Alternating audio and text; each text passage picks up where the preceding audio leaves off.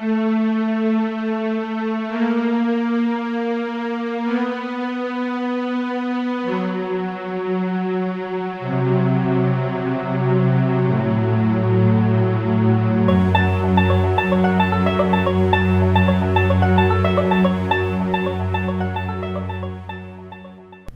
everybody, this is Lisa and Nancy with Big Blend Radio, and we just got finished walking through a Gothic jail that's haunted, and really it's quite la-di-da.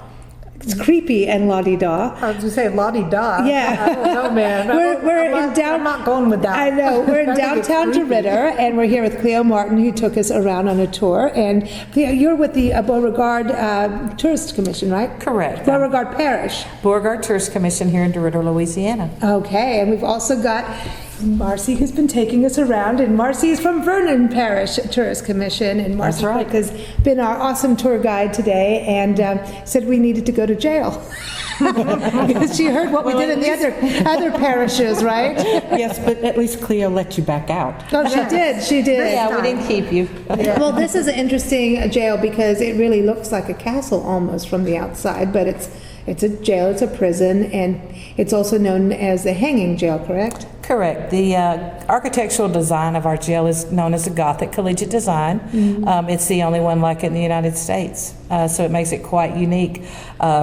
It used to be called the Grand Mansion of the penal system. Wow. Because people have you had toilets in the cells, right? Which is something unique. Right. This was the first jail in the United States to have bathrooms in every cell.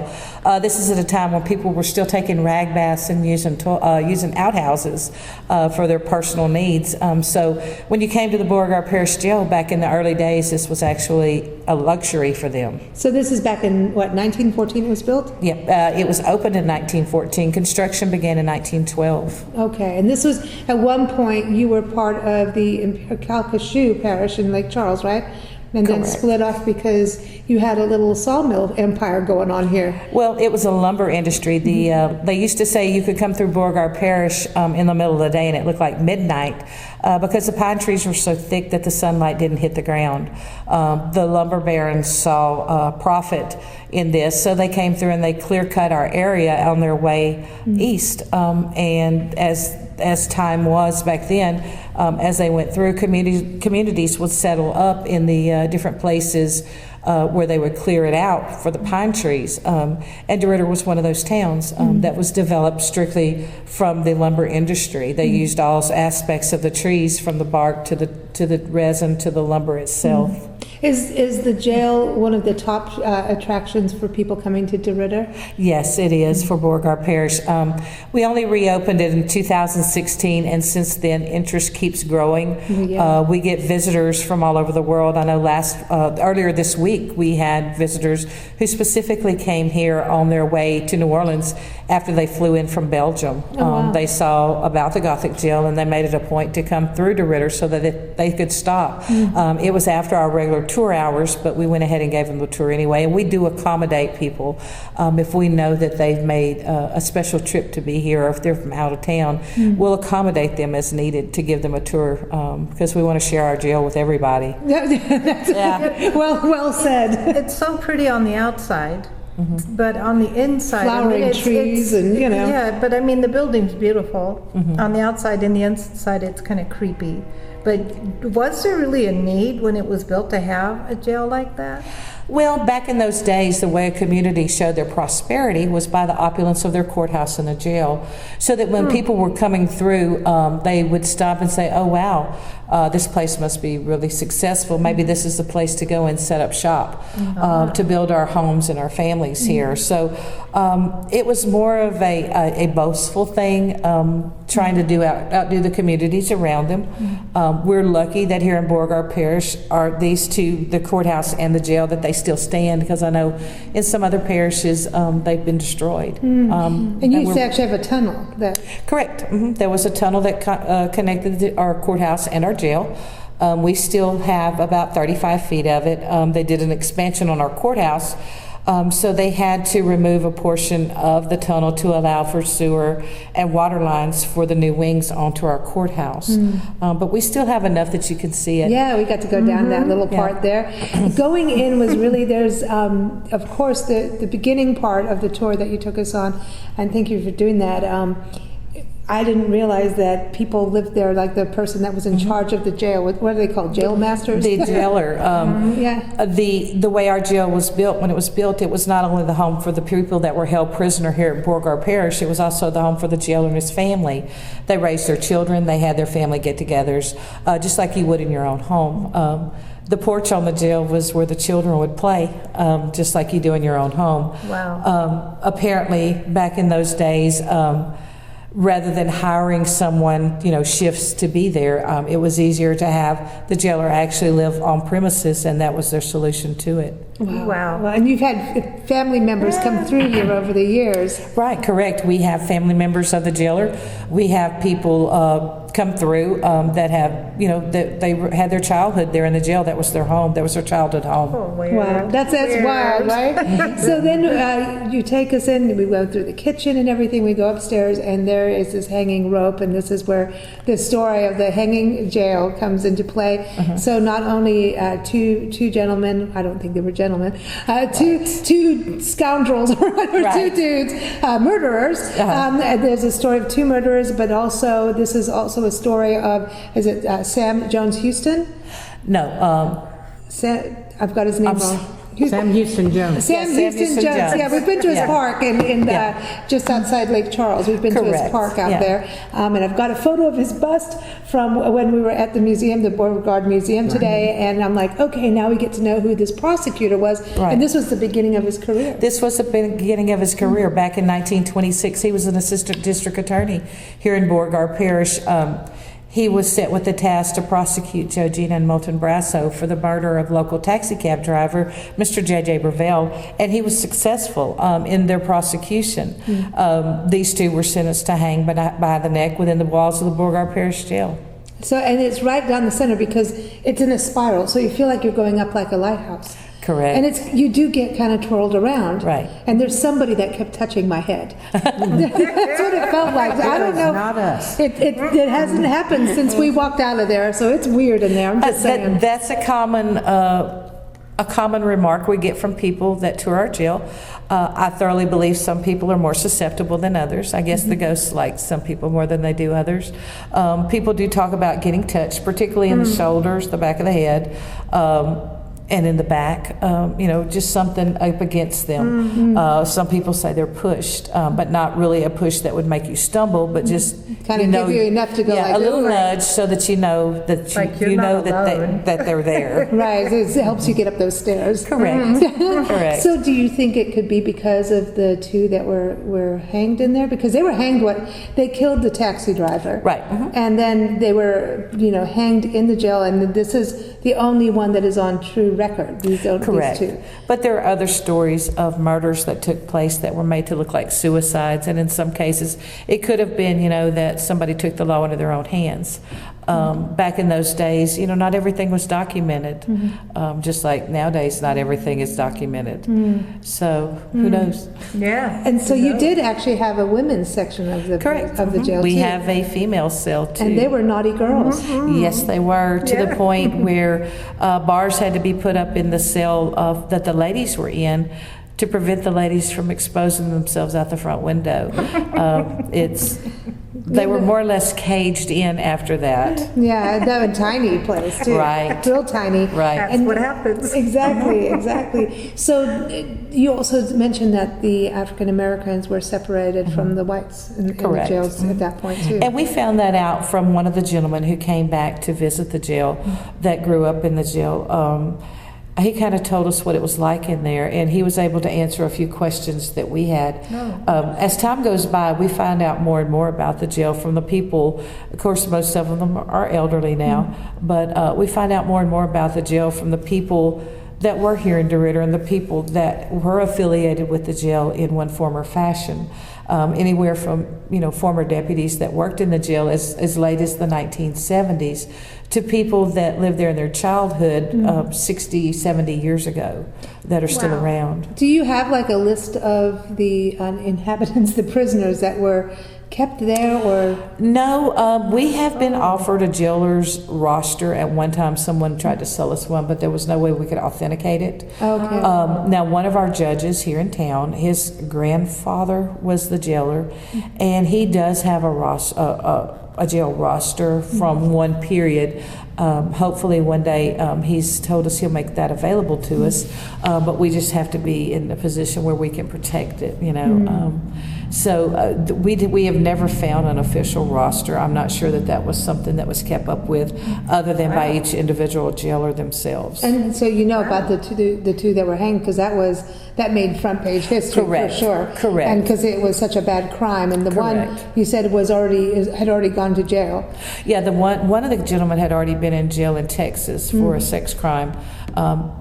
He had been arrested, but he managed to avoid permanent jail time over in Texas. Then when he came over here, he tried to claim insanity after the murders once he went to trial, but the judge felt like that if he was sane enough to get away with a sodomy charge and not be, jailed for it, then he knew what he was doing when he came over here and killed Mr. Breville just to get his taxi and to get $14 out of his pocket. Wow. And then they dumped his body in a pond. They dumped his body in a mill pond just north of here, and a little boy that was fishing one day found his body. That is a freaky fish to find. You know what I mean? Yes, A poor little boy sad. must be kind of traumatized from Yes, seeing that. I would imagine. Having that kind of thing. Wow. And then it's said, because we are on the Myths and Legends highway or region, right? We're in the no man's land area, and we are on the Myths and Legends byway. Okay, so the myths and legend is that also that these two, once they were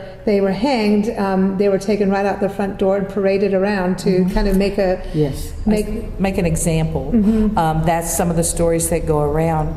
The day of the execution was a public event. People were let out of school, the businesses were closed, and just like in other communities, everybody gathered on the grounds. And even though it was a public event, the people didn't actually see the executions, but they certainly would have seen the bodies come out the front door of the jail. That sounds like They the used to Old have West. picnics. They used to have that hanging sounds like the picnics. Old West. Wow. And then, so, okay, this happened, but now I do want to bring up the fact that how you opened it to the public was as a haunted house. Yes, we did. Yes, we did. Smart. I like it. And we just made a small Facebook blurb out there, going to open the jail as a haunted house. That post went viral, around Louisiana. When I work in the haunted, all our staff works in the haunted house. My job is in the hallway when you first come in to try to get people going, and I'm in costume and things like that. But I know the first year, people came into the jail with no other expectation than just being, to be in the jail, because I can't tell you how many people, when they walked in that jail, as soon as they cleared the front door, they stopped, they looked up and said, "I've always wanted to come in here." Right. And particularly the males would look up and say, "Wow, look at the architecture in here." Well, the architecture is a trip. I mean, I could see people coming just for the architecture. Now, do you continue doing a haunted house on Halloween? Yes, we do. We do it the second, third, and fourth weekends of October, as well as Halloween night. Everything. Any genuine screams of actual fear, like? Yes. I bet. Yes. I bet, because it is freaky in there. It is freaky, and even our actors, sometimes it takes them a little bit to get used to being in the jail, because we do have things that happen to us. And then when you go around in that spiral part, it's a weird feeling, and you do get disoriented. Dizzy. You get dizzy. You get a little disoriented, because, and it heats up as you go up. It does. It does. Anybody that works in the jail, like our staff, all of us, and we've had staff members change out and stuff. It takes you about almost a year to get your bearings in that building to where you can comfortably go through it and say, okay, I know where I'm at. I know what's on the other side of these windows. Like I said, we keep our windows blocked out because we do night tours. Those are scheduled through our Gothic Jail After Dark Facebook page. That's the only place we advertise them. People come in, they take a 3-hour tour through the jail. Portion of it is guided with nothing but flashlights and lanterns, and the rest of the time you're left to tour the building on your own. Oh, creepy. But that's why the windows stay blocked. Now, if you have the windows open, you can tell where you are. Yeah. But with a block like that, it takes you a while to get your bearings in there and to just know, okay, I know where I'm at. Does somebody count the number of people so nobody gets left?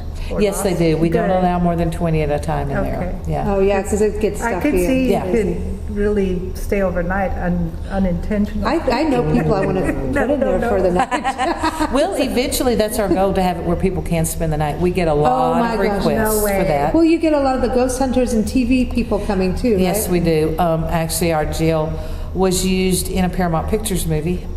Cool. Here, now the movie ended up being purchased by Netflix. Oh, wow. Netflix has not sent it out yet. Has not shown it yet. It's called Eli. Paramount, Eli. the first, they were looking for a Gothic structure. When they Googled it, the jail was the first image they seen. So they brought a gentleman out of New Orleans, came in, looked at the jail. He was impressed with it, so he had a crew from Paramount Pictures come out. They were all over the building, taking pictures inside and outside. Well, they determined that it had the look they wanted, but they couldn't do the filming here. So what they ended up doing, they sent another young man out of Canada, and he did a digital 3D scan of the exterior of the building. That scan was to be superimposed on a New Orleans plantation house, so that the mental hospital / prison that this kid Eli is sent to, when they show the exterior of the building, it's this building. Oh, wow. Oh. Could you imagine Alfred Hitchcock would dig this building? Yes. Oh, He yeah. would. Yes. Could you imagine? For sure. It'd be Yes. somebody, go around the corner. Nuh-uh. Yeah, this they did a Travel Channel's episode in here that's going to show during the Halloween time. Awesome. America's Most Terrifying Places, I believe it's called, or 100 Most Haunted Places. The jail, they did the shoot for that about a month ago, so it's on that. We've had other YouTube series come in and reserved. They've rented the jail and used it for an episode for those things. Wow. So the jail is getting notoriety and Yeah. it's getting used. And Do you have a website for the jail? we have a Facebook page, Okay. and it's Gothic Jail After Dark and just Gothic Jail. Gothic Jail After Dark. Other things about the jail can be found online at our website, which is Beauregardtourism.com. Beauregardtourism.com. Okay, so now we're in your office.